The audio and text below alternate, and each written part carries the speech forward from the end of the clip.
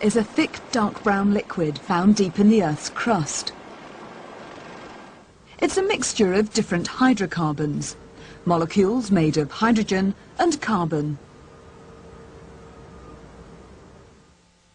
Some molecules in the mixture are very small, just a few atoms joined together. Others are far more complex, with many atoms forming long-chain molecules. But as a mixture, it's useless. The different hydrocarbons need separating. The technique used is distillation. This simple apparatus is set up in a fume cupboard. Mineral wool stops the mixture spitting when it's heated. Crude oil is dropped into the bottom of the tube. A collecting bottle is put in place. And a thermometer, level with the sidearm, monitors temperature. The final step is to gently heat the mixture by immersing the tube in a hot water bath. The hydrocarbons with lower boiling points begin to vaporize immediately. They're flammable, so it's safer not to heat with a naked flame. As the vapor rises, it enters the sidearm, where it cools and condenses. This happens at about 40 Celsius. The hydrocarbons which boil at this temperature drip down the sidearm and form our first fraction. It's a colourless liquid.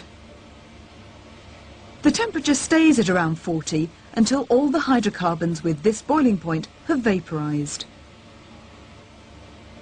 The hydrocarbons left behind aren't hot enough to vaporize. Their boiling points must be higher. Once the first fraction has been collected, it's safe to start heating with a Bunsen.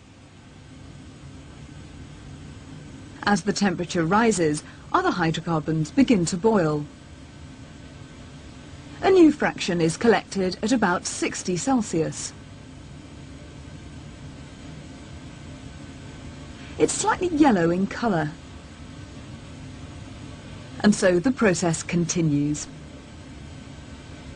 By carefully heating the oil and collecting the liquids which condense at a number of different temperatures, the many different hydrocarbons in crude oil can be separated.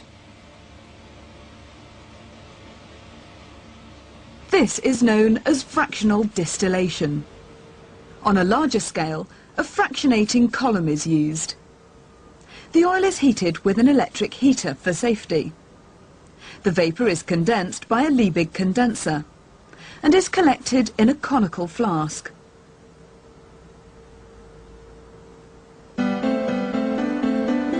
Hot vapour rises up the fractionating column.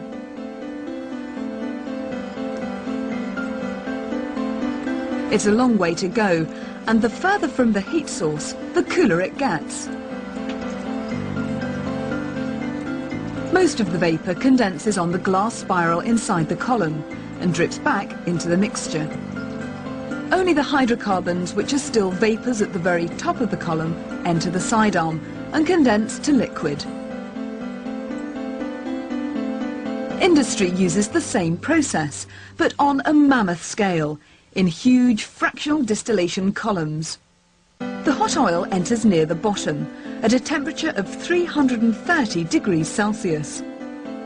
The column becomes cooler towards the top. Fractions which remain as vapour at 85 degrees Celsius go straight to the top and are piped away. Different hydrocarbons condense at different temperatures, running off at various levels. Those with lower boiling points are collected at the top. Those with higher boiling points run off nearer the bottom. The longer the molecules, the higher the boiling point. Industrial distillation separates crude oil into useful fractions, each containing molecules of a similar size.